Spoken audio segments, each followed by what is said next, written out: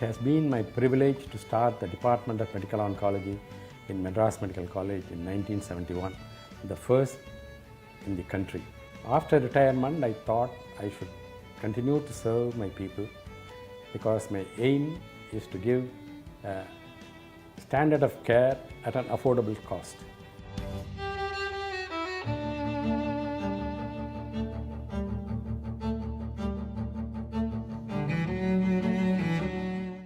I have around 25 years of experience in this field of surgical oncology. I am associated with the VS Hospital ever since its inception. And I do basically surgeries in head and neck, pelvic oncology, and all musculoskeletal tumors where we do limb salvage procedures, breast cancers, and gastrointestinal cancers. We are doing a pretty major type of surgeries like HIPEC for ovarian tumors, which would be after a good cytoreductive surgery, and all limb salvage procedures where we would like to save the limb in musculoskeletal oncological approaches. And we are well versed with all breast cancer surgeries and gastrointestinal surgeries. We have all the latest gadgets, in the sense a well-equipped operation theatre which could do all major surgeries, including a 3-field lymphadenectomy, which we have been doing here. Here, the treatment is based on the genetic nature of the disease, and with all the latest technologies are being practiced in our setup. The facilities in our setup is on par with any center in any part of the world.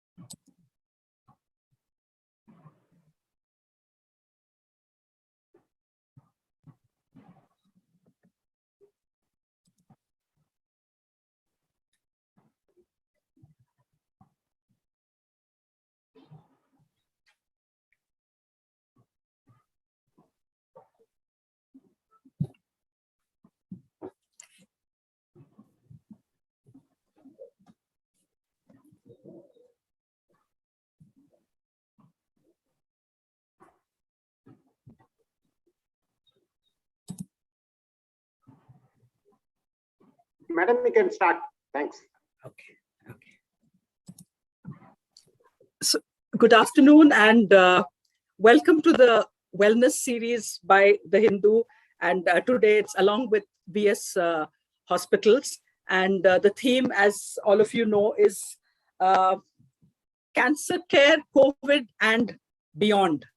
Now, we know that the last couple of years have been a roller coaster ride for healthcare, be it for the doctors, the medical profession, the frontline workers, or definitely the patients. And when it comes to cancer, somehow the pressure, the fears, the panic, everything has sort of grown manifold. And there have been reports of how lack of access to hospitals, lack of access to healthcare centers have given rise to a lot of crises. Not I don't mean in oncology specifically, but in medical treatment as large. So I'm so honored to welcome three leading oncologists of VS Hospital: Dr. Subramaniam, who is managing director of VS Hospital; Dr. Jagdish Chandra Bose, who is a surgical oncologist; and Dr. Nithya, who is a medical oncologist and a pediatric oncologist.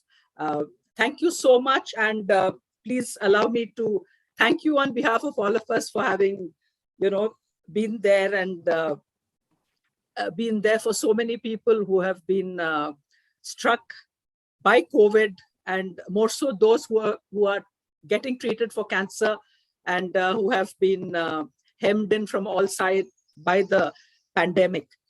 So we have already started getting a lot of questions from our viewers who have registered. But I would like to tell the viewers that we will take the conversation forward. The three doctors will talk about how it has been for them in the time of pandemic to deal with cancer, the good, the bad, and the hopeful. And they will be taking questions. I will be asking them some questions. And of course, we are taking note of all your questions. And at the end of the session, once they have shared with us their valuable thoughts and their valuable advice and their insights, then maybe we will start taking questions from those of you who have registered for the session. So Dr. Subramanian, thank you very much once again, sir, for sparing time to be with us. And if you could just briefly give us a kind of, what happened in the last 2 years as an oncologist. There's so much of responsibility. So time is of crucial importance. Time is so crucial in the treatment of cancer. So how has it all been in the 2 years of the pandemic, sir? Welcome to this webinar.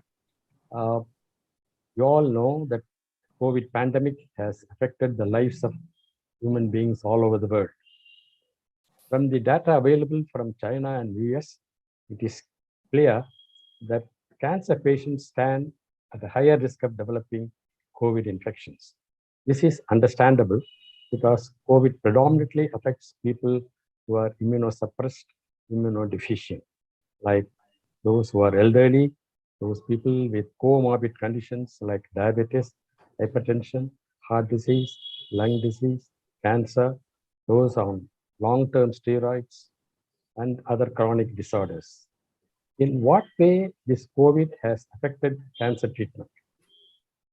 The Lancet, one of the prestigious medical journals from UK, has conducted a survey in 41 cancer hospitals all over India from March 21 to May 21. And they found that there is a 50% reduction in the registration of new cancer cases. And the same thing with the old follow-up visits of cancer patients who have already been treated.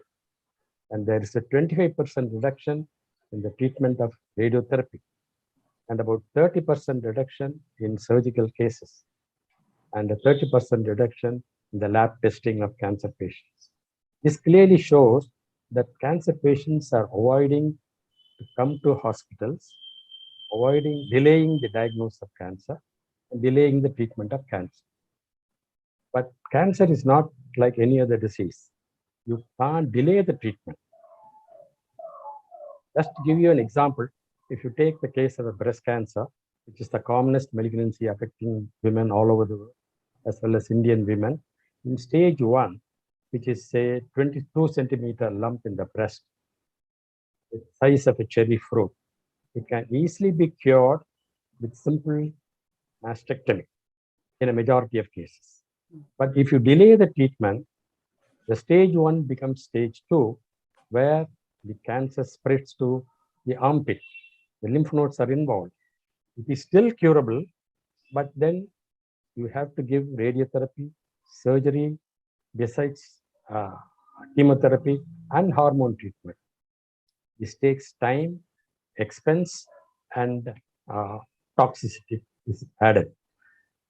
If you delay further, then it becomes stage 3, which is an inoperable tumor. So the chance of cure has come down. In stage 1 and 2, more than 95% of cases can be cured, whereas in stage 3, it is 80-85%.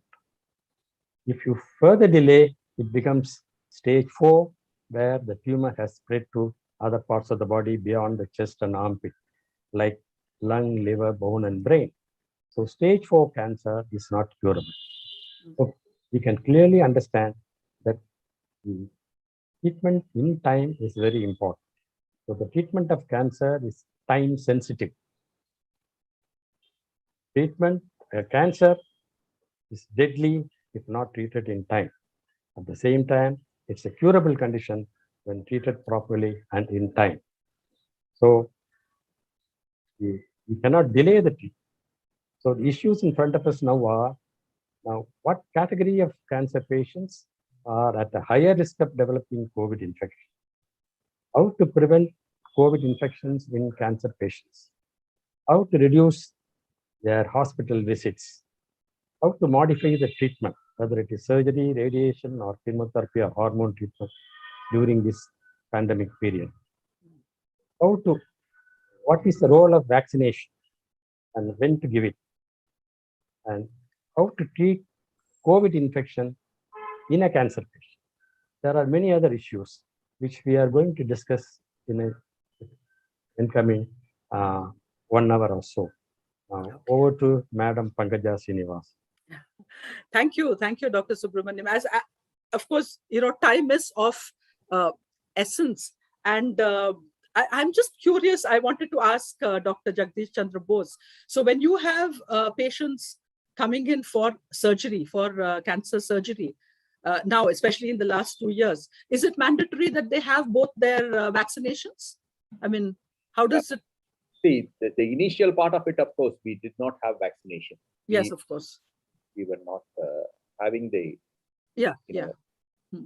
ability to have everybody vaccinated, and it was not possible. Yes. But of course, now we would recommend that all the patients who are taken up for surgery are preferably vaccinated. I mean, preferably. Right? Preferably. Okay. It doesn't mean that, an unvaccinated person cannot be taken up for surgery. It's not like that. Okay. Provided you take all the precautions and then you maintain them, we can still take them up for surgery.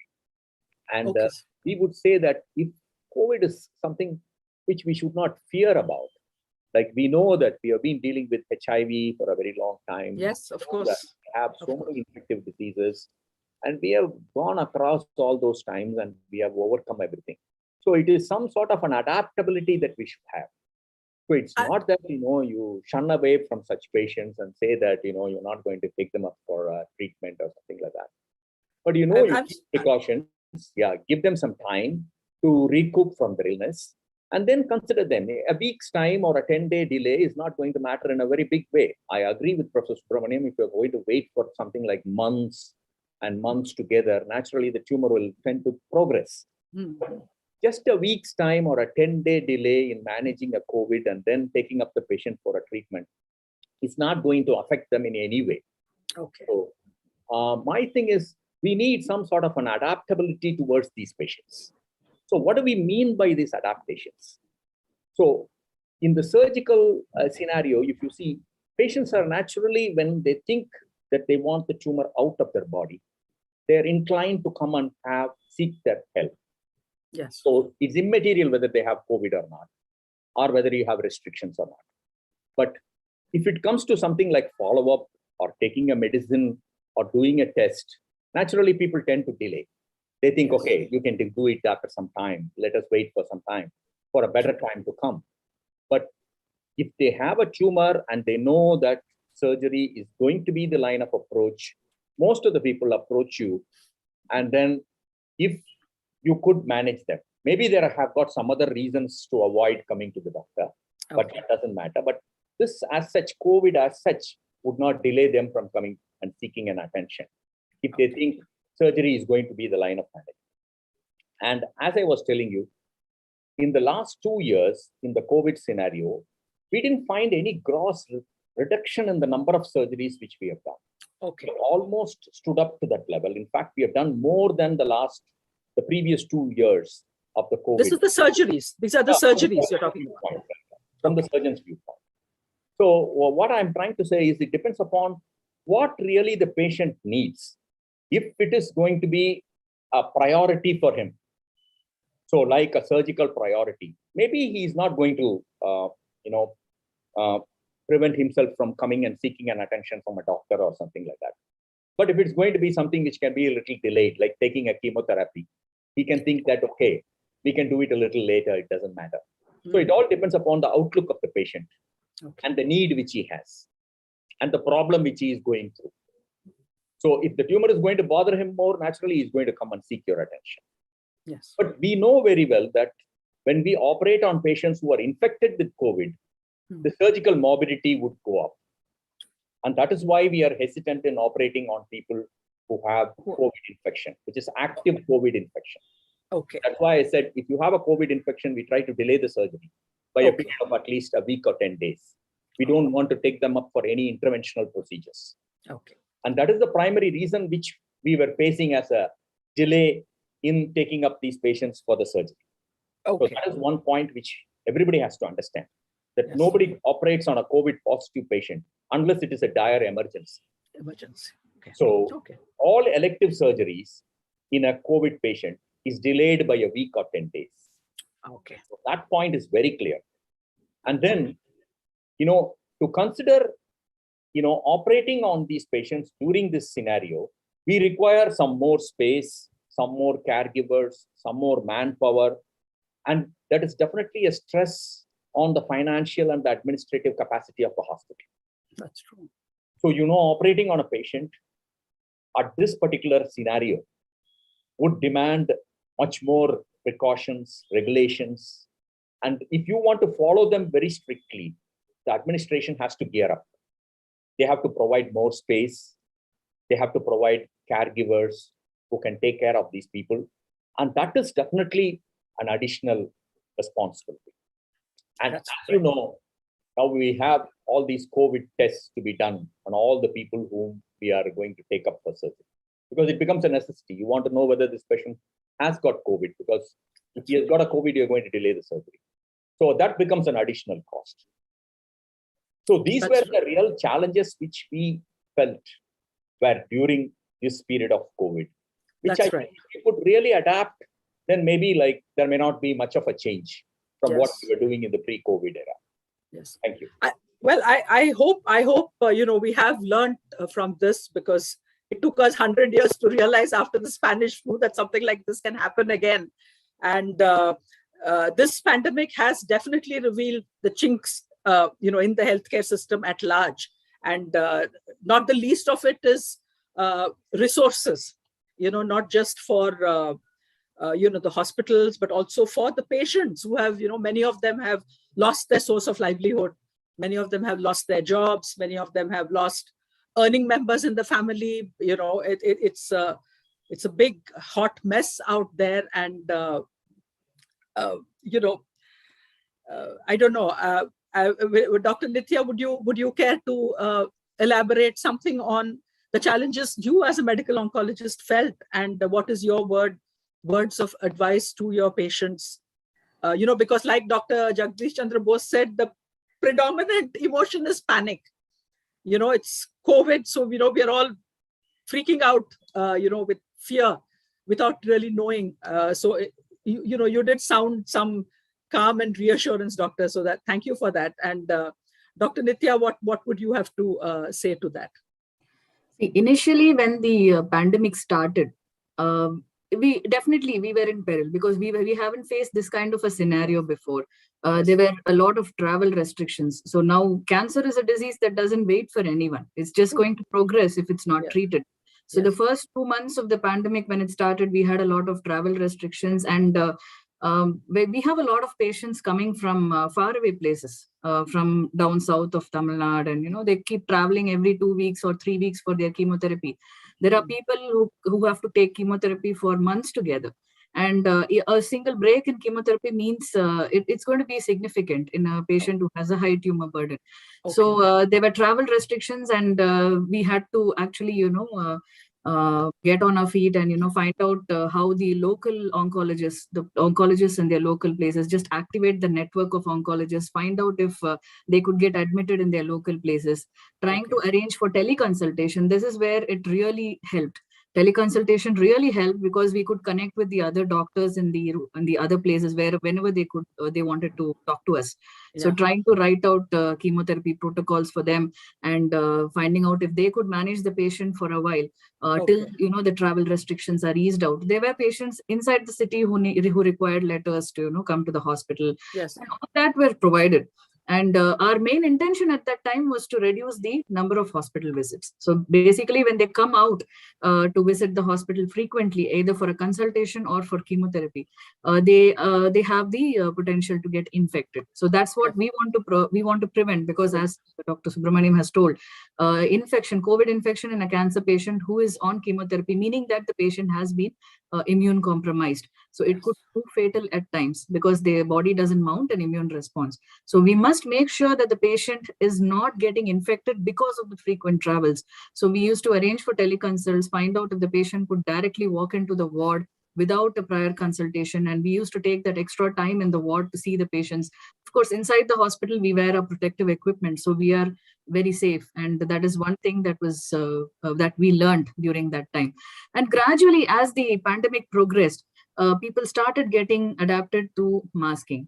The social distancing and masking came into view. So all those things, when they start getting practiced, I think we haven't looked back after about May or June 2020.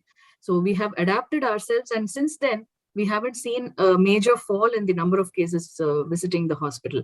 There is a group of patients who is very worried about getting COVID, so they really don't visit the hospital. And that is the place where we have to educate them, because we know that cancer is not going to wait for anyone. And once it progresses, the chances of cure are extremely less.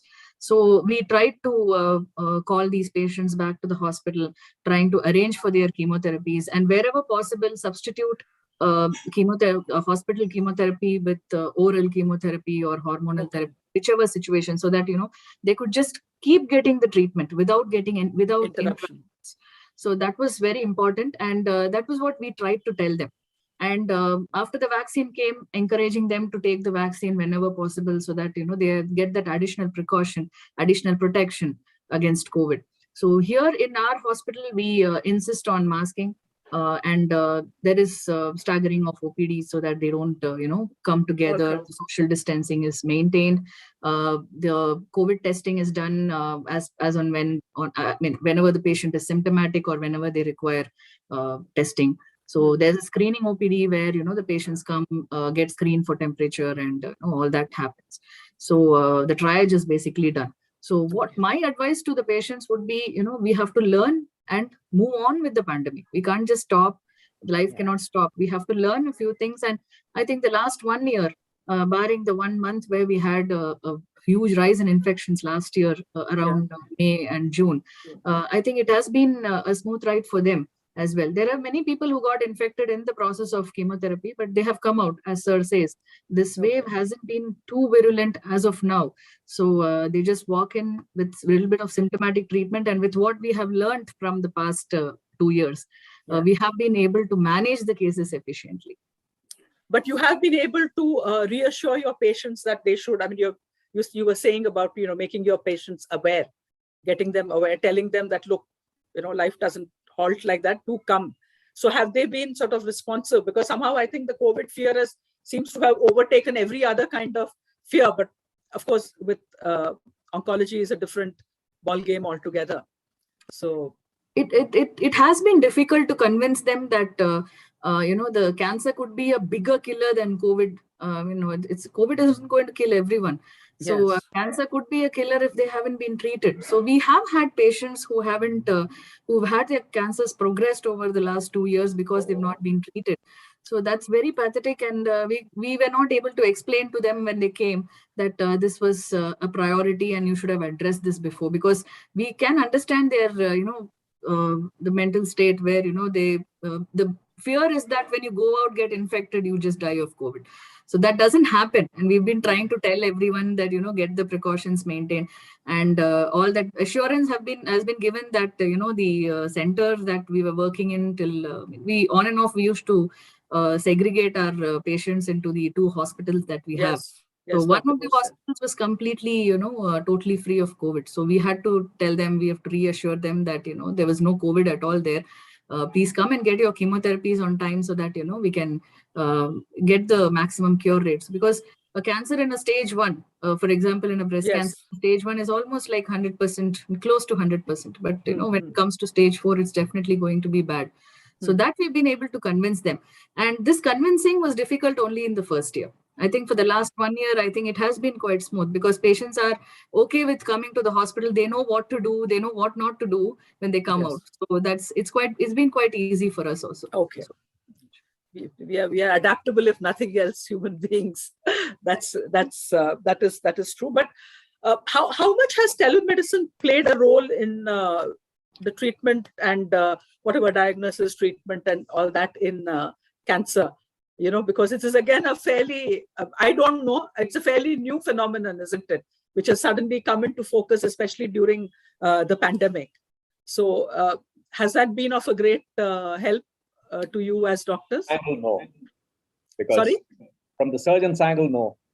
Okay, from the surgeon, yes, of course. And that's The true. problem with the surgical examination is we Yes. need to touch the patient. We Physically. need to touch the patient. Yeah, right. Yes, And yes. examine them meticulously.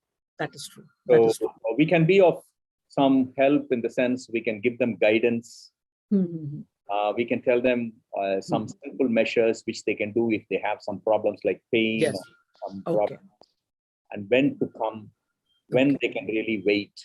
Okay. But it's very, very difficult to do a teleconsultation on a cancer patient because unless you touch the patient and examine the patient, you really don't know what they are going through. Very true. So their interpretation may be much different. And From a doctor's point of view. of course, in teleconsultation, nobody can really examine a patient properly. No, of course not. Of course So, not. of course, we were doing teleconsultation initially, as Dr. Nitya was saying, but as a surgeon, we found it very difficult. Mhm. To be very frank with you, we would have missed out on certain findings sometimes. Yes, of course. Of course. So it's very important from the surgical angle to accept that teleconsultation is not a very good thing from the surgeon's angle.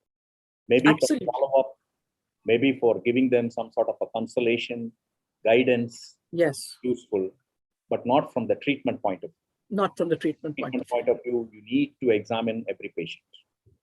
Absolutely. Absolutely. Absolutely. Yeah. I mean, I got that. Dr. Subramanian, you want to say something? In 2020, during the first wave, Huh. we were really panicky and we didn't know how to adjust to this new situation. And I am 80 plus, and I was advised to do teleconsulting, video consulting.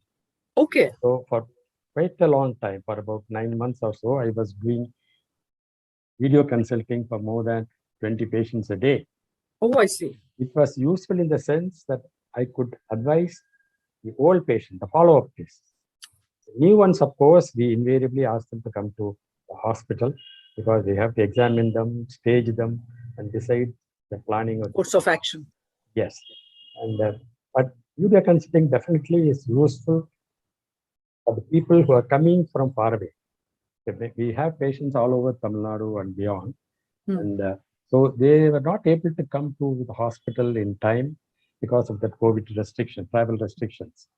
So for that period, it was definitely helpful in the sense I used to ask my friends, my patients to go to Madurai to my colleague. Okay. Go to Coimbatore to see my colleagues. So that Yes. that way I could see them and advise them over the video conferencing. And routine follow-up I could do by video consulting and prescribing them through that. Okay. So that was helpful.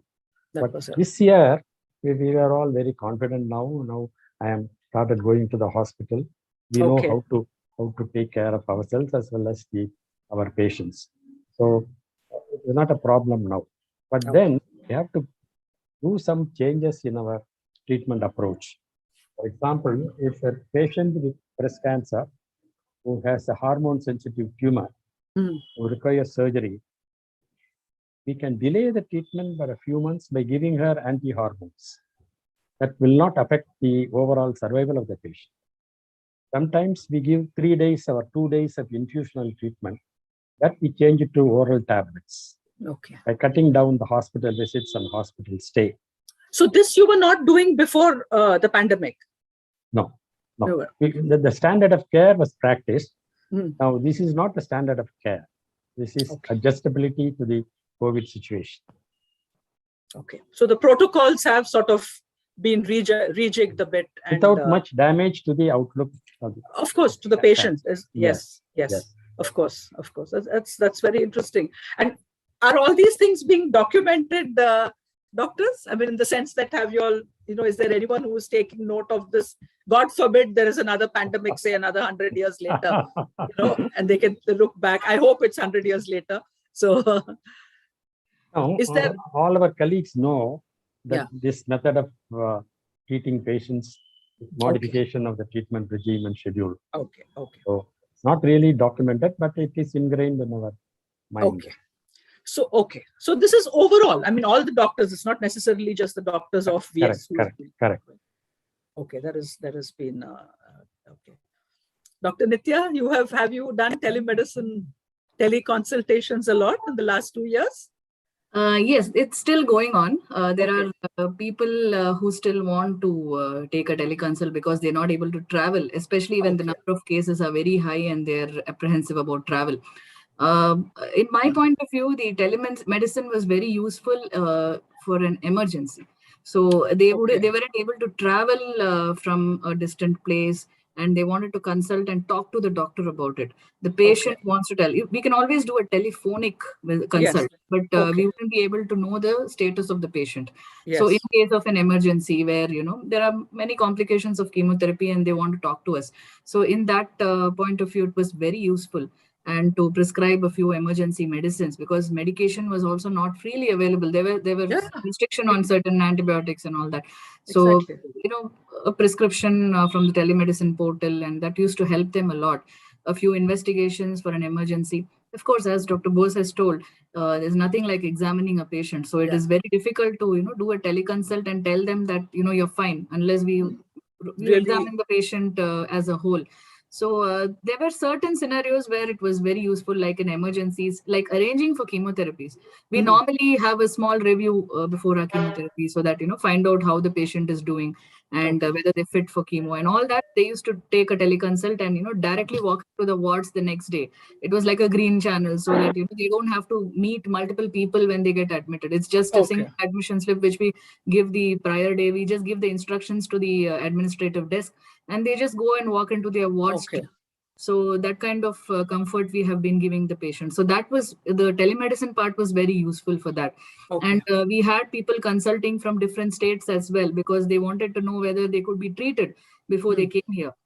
So I think this will, it will go forward. I don't think that telemedicine will end with the COVID era. I think it will go forward. And although we wouldn't be able to offer them any kind of treatment as such on the telemedicine portal through telemedicine, we would be able to help them with getting an opinion, guiding them on how to go about it, what are the investigations, when they would have to come to us and see.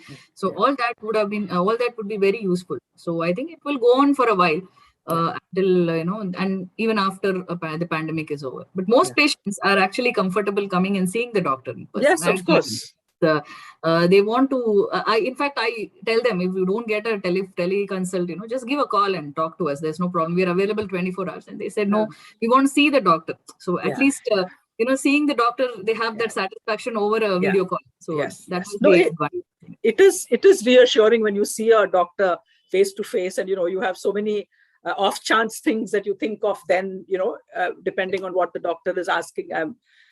That is true. But then, yes, telemedicine has saved on a lot of time, in the sense that making, multiple visits to the hospital and back, it's sort of cut down a lot of red tape, I hope, red tapeism, I hope. And of course, I don't know, I think it is wonderful that, all of you are so easily accessible. That itself is difficult for me to wrap my head around, because for many, many years, reaching a specialist was a long drawn out process, ask for an appointment, take an appointment, recheck, call, so on and so forth, which is, all that is taken care of at, without the physical burden of the patient having to travel all the way to the hospital, come back and turn up another day and things like that. But nothing like meeting the doctor. I totally agree on that case. And like Dr. Bose said, that yes, you might miss out on some vital signs which might not have come across through the screen. So yes, that makes it, And Dr. Subramanian, I was really, this whole thing of, VS hospitals, it is care, cure, and compassion at affordable rates. Now, why I bring it up is cancer treatment is a very expensive affair. It really takes its toll on the entire family, not just the patient. So I don't know if you have a solution for that, or if you have some magic wand to make that go away. But do you have any words on that, in the sense that how do you advise your patients to, I know it's an unfair thing to ask of you, but I really wonder how you can make it affordable, because I know of cases where, the whole family has been driven to despair because they've not been able to afford, cancer treatment. So when you say affordable, what exactly do you mean, sir? I think it is difficult to do justice for all the patients, but in a small measure, in a small, our own way, we are able to help our people. Okay. For example, one of the drugs named ondansetron, 8 milligram, is given as an injection to prevent nausea, vomiting. The MRP is 44 rupees. Okay. But we are able to give 16 rupees. Oh, wow. We still make some profit, but Yes. we cut down on the cost. Okay. And from day one, from 2004, we have 5 beds earmarked for free beds. The patients are given free bed, free food, Okay. and no consultation fees. Oh, And the medicines are also subsidized. okay. And majority of our patients who have the Chief Minister's insurance scheme, the insurance scheme gives only a bare minimum. Okay. They are not able to cover all the Of course. costs of the treatment, Yeah. but we are able to absorb that way. And surgery also for those patients, the surgeons as well as others, the anesthetists, they cut down their charges and give it a minimum. So in a small measure, we are able to do that. But definitely it is the job of the government. It is. No, I mean, I'm sure, even if you do it for a handful of people, that's a lot of lives you have touched and a lot of lives you have saved, because, it is terrible, especially for the caregivers and, things like that. So some of the costly medicines, for example, Biomap, cetuximab, they are all very expensive. For our patients, we get 1 vial free for every 1 vial, 1+1, like that. Okay. The pharma industries are helpful in giving that type of help to our patients. We try to get that for most of the costly drugs. Okay. But do you think we need some kind of a medical, policy that will make healthcare more accessible to more people, sir? I don't know. I'm just asking. I don't know whether what. I think medical insurance is the only way. You think medical insurance is the only way? Okay, that is true, because it's frightening how it just tears apart a person's life, and that is. If it is a marriage or if it is a house building, you are prepared. Yes. You are prepared. Whereas this strikes like a bolt. Like a bolt from the. And it's definitely shocking when they are not prepared. Yes. So medical insurance is a must for all our community. Okay. I'm hoping that the last 2 years of pandemic, which has exposed many shortcomings in our the health infrastructure in the country. I hope they will be taken up. And Dr. Nitya, yesterday you had told me about this. The theme for the next 3 years is close the gap. So would you please tell us a little bit more, our listeners a little bit more about what exactly is it? Is it about reaching cancer awareness to more areas, or what exactly does it entail? The Close the Care Gap is the theme for 2022 to 2024. So what it really is about is trying to identify the deficits in care, the logistics, the problems encountered by patients when they seek for help for treating cancer.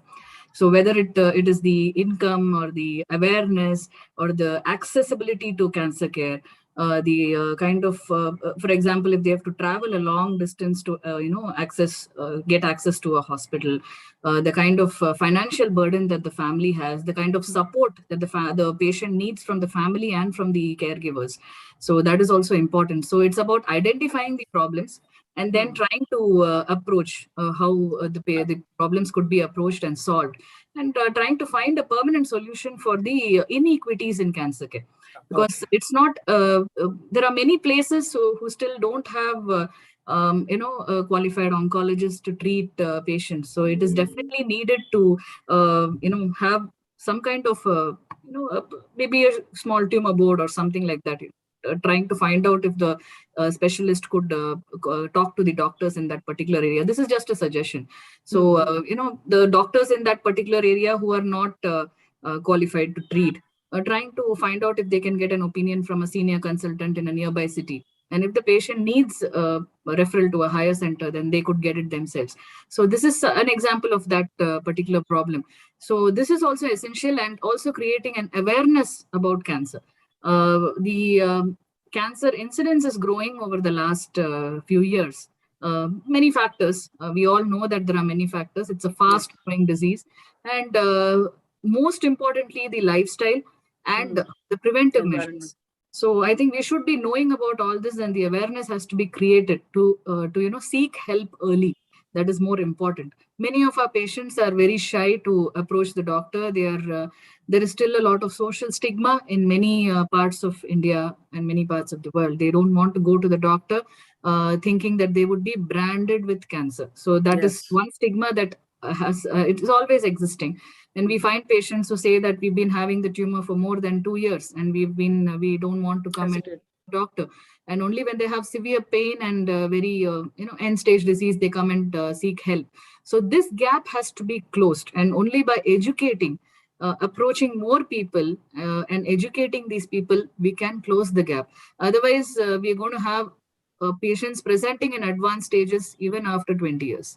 So that's not going to be the thing. So that's where cancer screening came into being, to diagnose cancers early, so that we can offer the maximum cure rate of about 95 to 100% in some cases. So that gap has to be closed. Only then we can start diagnosing more and more cancers in stage 1 and 2, or even stage 0 if it's fortunate enough. Yes. So do you think enough is being done for cancer awareness? I mean, as oncologists, do you think some more needs to be done? I know for a fact that in Tamil Nadu, from what at least in the Coimbatore region and things like that, there are a lot of, we have a cancer foundation organized marathon, and, where we talk of cancer awareness and stuff like that. There are outreach programs into rural areas and things like that. So, surely that has improved over the years. Yes, Dr. Bose?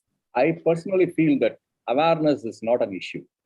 People now are really aware. They know. Only thing is they don't want to accept reality.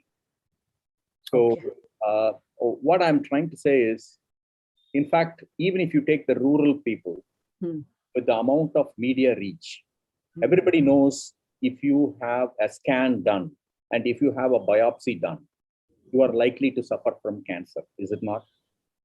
It's a very clear point. For example, somebody goes for a scan in your family and somebody undergoes a biopsy, you know that the person is going to likely have a tumor, correct? This point has been any number of times stressed in the media, and people know that everybody is aware of cancer. But only thing is they don't draw the action. There is no They're in action. denial. Yeah, then they have the denial. They think, how can I have cancer? I am such a nice person, right? So I am a genuine person. I don't have any bad habits. So why do I develop a cancer? So then they don't want to accept the reality. That's what I'm trying to say. You don't want to accept reality. So you don't throw any action. It is not only the action from the point of the individual. It is the action on the part of the family, the other persons who are attending on them. Everything matters. So they don't want to accept reality. They still maintain the fact that this is not likely to be a cancer. Let us treat by other means. Let us go to the local doctor. Let us do this. Let us do that. And they still don't want to accept the fact and get into action to treat the malignancy. And that is why we see patients coming to us with the very advanced stages of the disease. So if you have that amount of awareness which is thrown into action, not only by the person involved, by the entire family. Like, it is not that if you want a breast cancer awareness, the female person alone knows about the breast cancer awareness. True. It is the male counterpart of the family also who should take an equal interest That's right. in developing this action. So it is the action which is very important. It is not the awareness. I would personally say that we have enough awareness, but our action is a real big zero. Okay. So we need to put in more action. We need to come to reality. We need to accept the fact. And every member of the family should take a precaution to understand that female cancers are definitely double the number of male cancers. Oh my God. Is that so? It's well established. We know that the number one cancer is the Breast breast cancer, right? So we know that. So then that means we need to throw some action into it. So we have never thrown any action. So there is no real, see, most often we are always going with the stigmas associated with the cancer. And we don't educate our younger generation about it. So unless we throw this action, it's not going to really matter whether you have awareness or not. So I think it is really important that some of the non-governmental organizations, all these take some efforts into throwing this into action. So it's more like a angle, right? Employers' awareness. Can I say like that? Yes. An employer can have awareness of his employees, right? And throw some action into it. Okay. Is it possible? Yes, it is possible. So there are so many, multinational companies. Are they throwing any awareness into their employees? So why not? So if every sector of people throw such awareness, I think the awareness would go into action. And that is where it will matter, that we will do definitely a good screening, a early detection, and probably a better control of malignancy. Okay, that's good. So we have to be a little more proactive than what we have been as the general public, I think. Yeah, we all hesitate. We all hesitate to take that yearly annual medical exam. Oh, I'm fine. That's true. Very true. I'm also guilty of that. So, so that is very, very true. So anything else you would like to add, Dr. Nithya, Dr. Subramanian, Dr. Bose? Anything else you think as advice to your patients or to the people at large about, of course, Dr. Bose very succinctly put it that there's no point just knowing about it and sitting on your backsides, not doing anything, start acting on it. That is true. And I think as individuals, as organizations, as responsible citizens, as humans, we should, demystify this whole thing of the stigma and, encourage people to go ahead and go forward quickly enough. I think that will make the lives of doctors a lot easier also. It must be quite heartrending. And Dr. Nithya, you are also a pediatric oncologist. Yes, we do treat pediatric cancers at our institution. Oh, and yes, it is very disheartening to see a child, landing up with cancer. But the best part of it is that most of the pediatric cancers have a very high survival rate. So Oh, the cure great. rates are extremely good. And Okay. most of them have well-written protocols which are followed equally, the same way all over the world. So we follow international-based protocols for all pediatric malignancies, and the success rate has been superb. Oh, So that's good. that's one thing we are able to tell the parents that, even though it's a diagnosis of cancer, I know it can be very disheartening for the parents to see the child, take a break from school. They're not able to play. They're not able to learn properly. It's a big break for the child for a year or Yes. two. And most of them, Yes. most of these cancers need a prolonged therapy for more than 6 months as for adults. It's not as for adults because they need about 1.5 years treatment.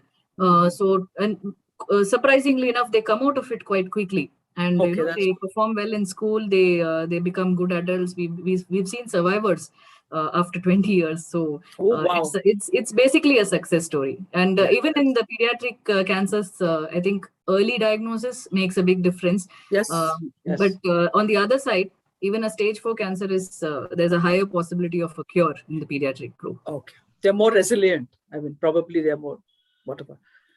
So, and well-written protocols. So that's They're- one okay. thing, and uniformly followed protocols. So that's one Okay. important thing. What Okay. we have noticed in the last 2 years is people not landing up for their routine screening mammograms. Yes. So one thing I would like to tell everybody, we should be going on with the screening, mammographic screening and a pap smear screening for cervical cancer. These are the only two screening protocols. Which have been approved for female cancers, and they have proven to have survival benefit. And if diagnosed in stage 0, which is an in situ carcinoma, so that's a very early stage, there's almost 100% chance of a cure without any risk of recurrence.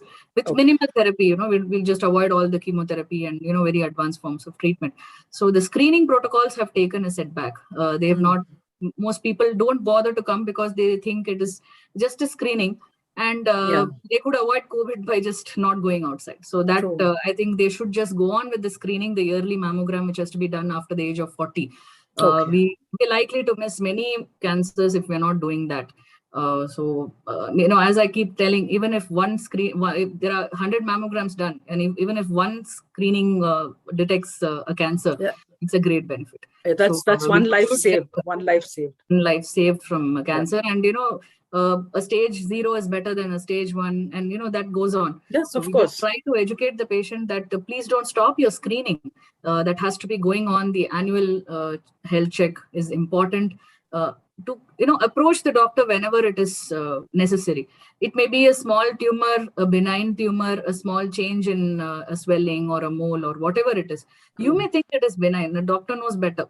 So there's no harm in going and investigating for it. So if we could just get diagnosed with cancer, any of us. So it is best to seek help whenever there is a doubt. Let that doubt be very minimal. We might go on, reading everywhere, referring to several books or internet sites or anything. But just go to the doctor and seek for help. That is more important. In today's world, what is missing is seeking for help. So just go and visit your doctor. Don't delay the diagnosis, especially for COVID. So that's what I would really like to say. We've learned a lot from the last 2 years, and I think even if there are any waves coming up, I think we would be efficiently managing them. We know we've learned from our mistakes also. So we are growing along with COVID. So I think we shouldn't stop with the screening. We just go on. Okay, that's valuable advice, and also I think our now, thanks to the internet, thanks to Google, we all read up so much, and we just go by that, which is, I think, it's good to know, but I think it always helps to talk to a doctor and meet a doctor before coming to conclusions oneself. There could be hope also at the end of the day. The doctor could tell you that, look, it's not as bad as you think it is, or it is curable, or it is treatable, or whatever it is. And so I think, so at the end of it all, timely screening is one of the cornerstones of early diagnosis, and thereafter the treatment.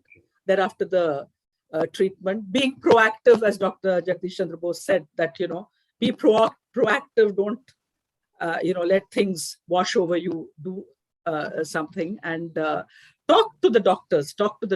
But And overall, there's only one thing. I think you should know your body. I always Yes. keep telling our patients, know your body, know what's happening inside you. That's very, very important. Otherwise, Yes. you know what's happening, you don't seek help. There's no use at all. So any That's true. abnormality that you notice, don't reason it. Just go and find out what's wrong. Even for a paracetamol prescription, please go visit your doctor. Find out if it's just a simple thing and nothing very serious. So, That's true. know your body well. That's most important in today's world, in today's is busy world. Busy world. And you like, as doctors always point out that, the lifestyle changes have, been guilty of so many of our malaises, modern day malaise. Is that true of cancer too? I mean, barring the obvious ones of smoking and too much of alcohol and too much of smoking, which it's been dinned in our heads that smoking causes cancer, drinking is bad and things like that. But generally the environmental, the air we are breathing in, and, the contaminated water we are drinking, and the food we are eating, they're all contributing. So, from 25 years before Dr. Bose, Dr. Subramanian, and Dr. Nitya is still very young, but do you feel there has been a quantum leap in the kinds of cancers or the incidences of cancers? We keep hearing, cancer. Now you hear every, Yeah. so often you're hearing. Yeah, I definitely agree with you on that. See, the most important point we have to make is we were talking so much about early detection. Yes. So what have we done about prevention? So Prevention. have we done something about the primary prevention part of it? We do very little. So Dr. Nitya was talking about, know your body. Yes. Listen to your body. What does your body want? Why don't you ask your body some time? Why don't you spend some time with your body? So women often ignore the Science. self-examination of the breast. Yes. Not many women have mirrors installed in their bathrooms. Yes. So nobody inspects their breast. Yes. It is very distressing to see sometimes that they have not visualized their breast. You would see changes in the nipple, areola, skin thickening, pearly orange, which are all very advanced stages of breast cancer, right? So people come to us because they have never inspected their breast. They don't stand before a mirror and see their own breasts. Yeah. And that is one of the sorrowful facts that we have to understand. True. That we don't listen to our body, we don't see our body. And what about physical activity? So 300 minutes per week is the recommended physical activity. So Okay. do we really do it? No, we don't. Then what about the stress in our life? So we are so stressful. We go through so much, but we never throw any attention on our sleep. We do a lot of night works. Our hypothalamo-pituitary axis is so much disturbed. Yes. We don't give any importance to those hormones which are secreted from our body. And these are the primary reasons, as you said rightly, that has shown an increase in the incidence of malignancies, and more so the malignancy of the breast. In 1975, it was predicted that 1 in every 40 women will develop a breast cancer in their lifetime. Now it's going to be something like 1 in 10. Can you understand that? So the prediction is in the lifetime of an individual, it's going to be something like 1 in 10. And it is going to be something like an epidemic. But why is it so? There is absolutely no physical activity. There's a lot of tension. And you don't attend to your body. So absolutely, prevention is going to be the most important thing because it prevents you from getting ill.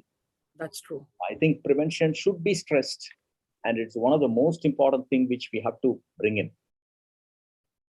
I totally agree with you. Totally agree with you. And that's true. Shall we look at some of the questions which have come in? Yeah. Are you able to see it also? Yeah, No. I'll take up one of the questions which was asked about the severe anal pain. Mr. Kandasamy Ramanathan Okay, sir. asked saying that somebody was tested RT-PCR positive, even though he did not have any symptoms of COVID. Huh. And because they did not do a proctoscopy at that particular time, he was asking whether he has to put up with the pain for the next 15 days or something like that. Hmm. There are simple measures which can be done, which, you can get it even over the phone, over your doctor, that you can do something called a sitz bath. You can apply a xylocaine jelly on the anal canal to prevent the pain and take some laxatives to have a normal motion when you have a severe anal pain, which will get you through the 1 week period, which you will have to wait, right, for undergoing a procedure like a proctoscopy or something like that. To be very specific, when somebody has a severe anal pain, nobody will do a proctoscopy because it's like forcing the speculum into the anal canal with so much of pain without an anesthesia. It's extremely difficult. So at that time, when he is suffering from severe anal pain, I would advise him to undergo simple things like sitting in a warm water basin, right, with a little bit of salt in it, to ease out the pain. Apply some xylocaine jelly ointment over that anal area, get over that pain, take some medications like laxatives so that he'll be able to pass motion comfortably, and then meet the doctor. So all it's going to matter is just a period of 5 or 10 days in that time. And if he thinks that it's so very emergency, he can always go and meet a doctor saying that he is COVID positive, and the doctor will take enough precautions to attend to him. But proctoscopy is generally not recommended when you have a severe anal pain, right? Okay. Examination is needed, and then medications are given so that his pain is eased, and then he can do the test after the pain subsides, right? Thank you. Thank you. So that was helpful. Anything else, Dr. Subramaniam? Dr. Nitya, is there any questions? One more lot question of- to the same person. Yes. He Yes. said 85-year-old male suffering from chronic functional dyspepsia with tiredness and weight loss. Yes, it is a sign sometimes that you can have a problem in your stomach, which can be something like a gastritis, or it can be even a malignancy.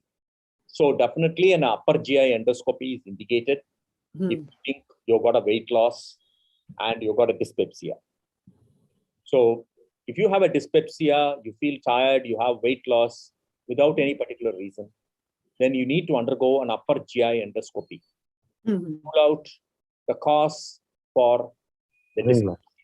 For example, it may be, as I told you, sometimes just a gastritis or a peptic ulcer, or sometimes it can even be a malignancy in the stomach. So definitely it is indicated. He needs to undergo an upper GI endoscopy. Okay. And there's one query like breast cancer. I don't know what he means by that. I know there's just one.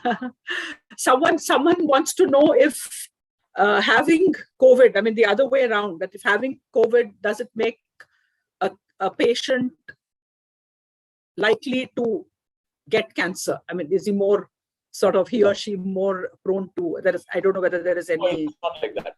COVID is not a disease which would predispose you to any malignancy or anything like that. Good. I'm happy to hear that. Yeah. COVID is not a pre-malignant or a predisposing condition to malignancy. Okay. I'll be very sure that COVID is not. Right? Okay. There's a question regarding the CML patient. I think Dr. Subramaniam sir, he wants to take. He says, I take at 400 milligrams since 2012. I do a blood test. How long should I do all this? What is the question? 2012. I think these are sort of very specific medical. I think probably somebody. They should ask their doctor. There is also one question which says, what are the basic causes of breast cancer? Is there anything? Can I add on to that? Right. Yes, of course. Okay. So as I was telling you, the most important thing which we know induces the breast cancer is the estrogen hormone. Because we know the breast cancer in the male is hardly 1. Yes. For 99 females, right? Yes. Hardly 1%, right? So we know estrogen is the hormone. The only thing is, can we get away without estrogen? No, we cannot. So estrogen is a hormone which is there in the female and it's there to stay. So there are certain factors which are considered as factors which you cannot change, like being the sex, being the female. Can you change it? Mm. You cannot do it. So there are certain factors which are not controllable. And the age at which you attain your menarche and the age at which you have your menopause. Yeah. Certain of these factors are not changeable. So we know that when you have an uninterrupted estrogenic stimulus to the breast, the probability of developing a breast cancer increases. Okay. So that's why we say it is more common among nulliparous women, right? And so we know that the estrogen being the strong factor in inducing a breast cancer is well known. Okay. But it is not that estrogen produces a cancer in everybody. No, it's not so. Okay. So it is always a multifactorial disease. Estrogen being a factor, when it is added on with the other factors, it builds up, and you, of course, you have the genetic factor, which is playing something like less than a 5 to 10% role in inducing a breast cancer, like the BRCA gene, which we know, which is one of the genes which is implicated with the malignancy called the cancer breast, right? And sometimes even the CA ovary. So we have genetic factors. And as I was telling you, the factors which are preventable will include having a early childbirth. That is one. Okay. So before 30 years, if you have a child, then maybe it is a little protective. And the other thing is what I was mentioning about the physical activity. So 300 minutes of physical activity, which is considered as a medium to vigorous physical activity every week. It's Okay. mandatory. So this is one of the important factors with what is considered as a high fiber diet with less of carbohydrates. Hmm. So we always think that fat is one of the factors which predisposes to this estrogen. But in fact, it's the other way. You Okay. find a high carb diet leads on to deposition of more fat in the body. And that is called a central obesity. And this, you know, is very common among the Asian population. Yes. And this central obesity leads on to a peripheral estrogen, which is produced in the body from the fat. And this induces a breast cancer much more than anything else. Oh, I see. So it is important that we cut down on our carbohydrates, do more physical activity, right?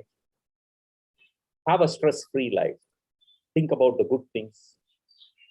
Be joyous and happy. And that will induce more hormones in your brain that will keep you very happy and going. The endorphins. That's true. That's true. So, So I feel that these are all the most important factors if you want to prevent a breast cancer. Thank you. and this whole genetic thing, if my grandmother or her mother before her or my aunts have had cancer, so I need to be automatically alert to it. I mean, more alert than the rest. Is there? Is it We have sort something of called genetic counseling where we draw a family tree. okay? If you have 2 members of your family below 40 years of age suffering from malignancies, which are related, like in the form of an ovarian or a breast cancer, Okay. then it is of concern. All right. So we need to undergo some genetic testing in Okay. people who are willing to undergo these genetic tests and can have even sometimes prophylactic surgeries Okay. to prevent the tumor from happening. Okay. Okay. So if you're Okay. tested to have a BRCA gene positive, Okay. so you can undergo preventive surgeries. Okay. Right. Okay. So Okay. it's also possible, and you can have increased screening also. Right. Okay. Okay. So it's quite possible to prevent this disease nowadays with all these genetic things which are available. Available. Yeah. Technology has. But of course, once you have the genetic factor, you can't change it, right? Okay. All right. All right. There are lots of them. Someone wants to know what should be the diet. Ideal I thing mean- would be to have plenty of fruits and vegetables. Okay. Avoid junk food. As far as possible, reduce non-vegetarian foods, especially meat, lean meat, and chicken. Fish is okay, but Okay. even that is fried items to be avoided. Okay. Plenty of fruits and vegetables. That's the important thing. All And right. consume less of carbohydrate. As Yes. Professor Bose has said, reduce the intake of rice and rice products. Very Exercise difficult. is very important. Exercise Yes. is very important. Yes. Keep your body fit. Yes. And I've and just put it in one word. Listen to Yes. your ancestors. listen to your ancestors. No, I know we are all coming back to that, aren't we? We are slowly moving back to what they said, then we all scoffed at it and we did our own thing. And now we're all coming with our tails between our, yeah. Yes.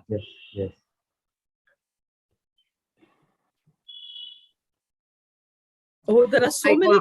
I just wanted to add one more thing. Yes. Amidst all this talk about, getting diagnosed with advanced cancers and, the possibility of less possibility of cure, I think looking at very specific advances in cancer as well, and that is in the form of immunotherapy. So I think there's been a lot of buzz around immunotherapy where, you try to give medicines that boost the host immunity.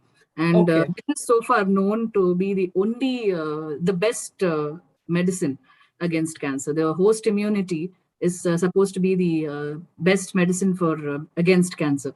So what happens is in some of the cancers, the host immunity comes down due to Yes. many factors. And we're just trying to, boost up the immunity by giving some medications. And that helps to fight the tumor. And we found very prolonged and sustained responses. So I think in a few years' time, we would have personalized immunotherapies for every cancer, quite likely. I mean, that's the way for the future. We are looking at cancer vaccines. We are looking at very minimally invasive surgeries, even for cancer, and the very advanced forms of radiotherapy. So there's a lot of hope for cancer patients. Even if they come in at advanced stage, we're able to give them a good quality of life for a few years, rather than telling them that you're going to survive only for about 6 to 12 months. That was what was there initially when I was studying doing my doctorate. Yes. We used to tell the patients there was no survival at all. We don't have medication. We have a huge number of chemotherapy medications. And beyond that, we are looking at, very specific focused therapies that would help them, get through their acute phase and make them a chronic disease. Make cancer a chronic disease like diabetes or hypertension, where they just have to keep taking their medication all their life. There are certain cancers where the medication has to be taken and it cannot be stopped. So you're just trying to put the cancer in bay. You're trying to not make it proliferate or become more. So it becomes a chronic disease, just like taking a pill for diabetes or hypertension. You just take a pill for cancer. So that's the intention when it comes to the advanced stage. But when it is curable, right, to stage 3, it is curable. And we talk of good cure rates. Until then, we should be very aggressive with the cancer. We're trying to just give a one-time treatment where the patient actually gets rid of the entire cancer. And we are looking at a very minimal chance of recurrence with a good follow. Okay. That's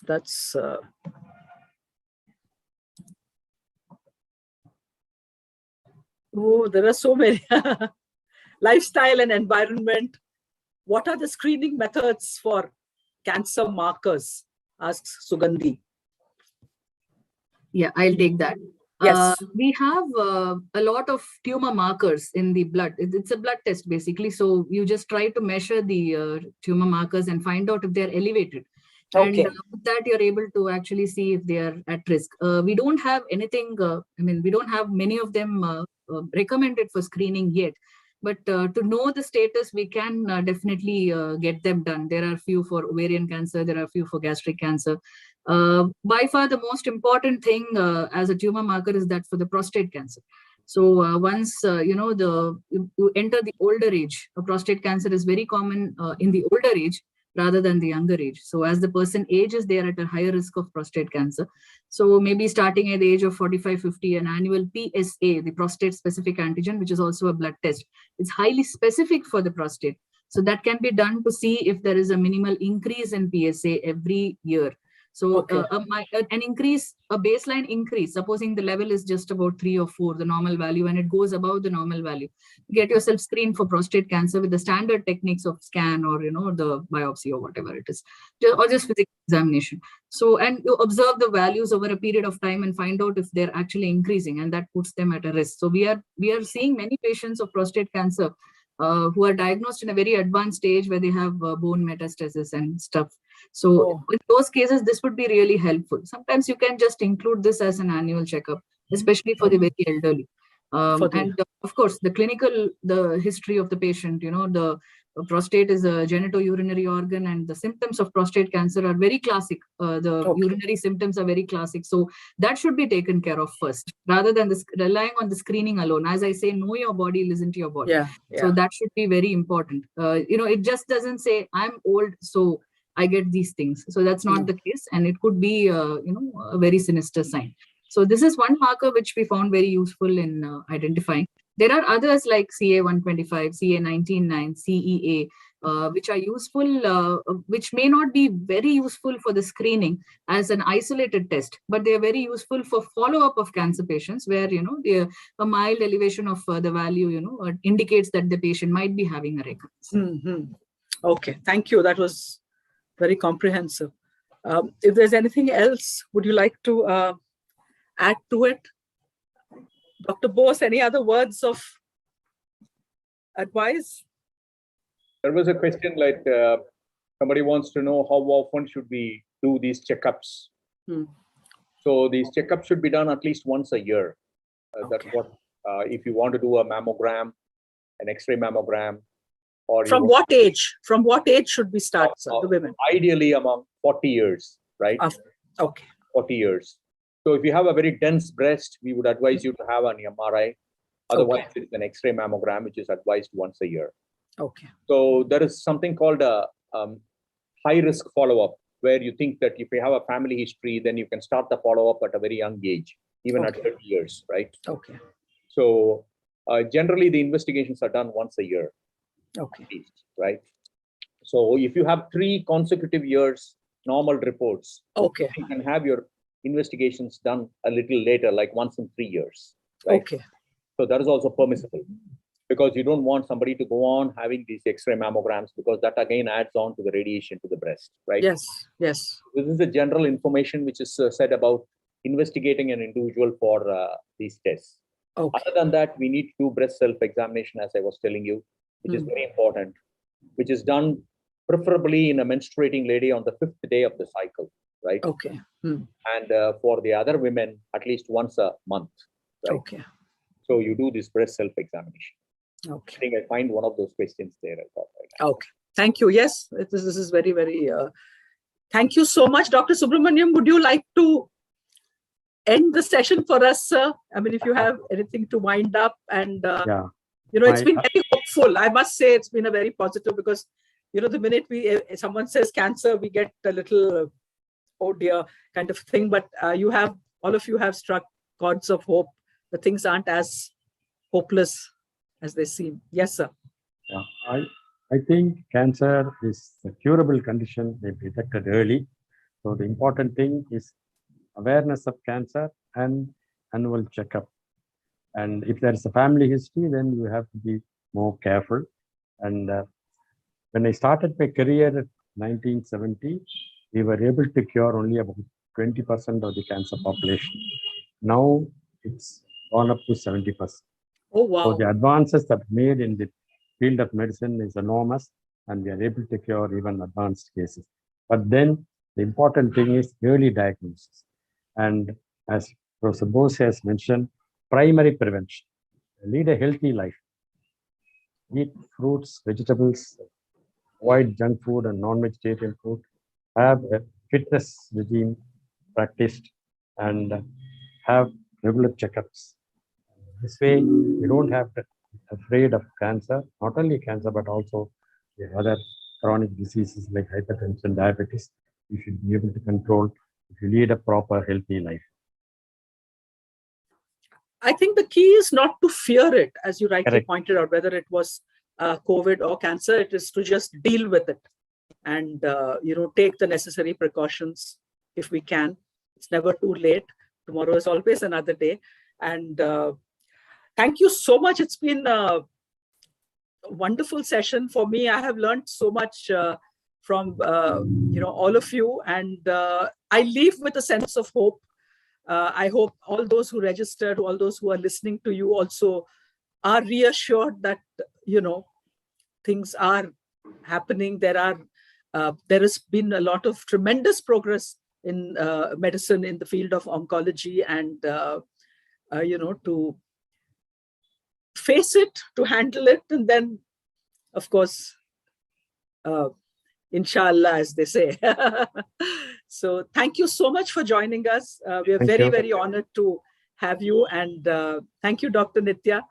It was a pleasure talking to you. And thank you, Dr. Bose. Thank you, Dr. Subramanian. Thank you so much for sparing your time and joining us this afternoon. Have Thank a you. good year. Thank you, sir. Thank you.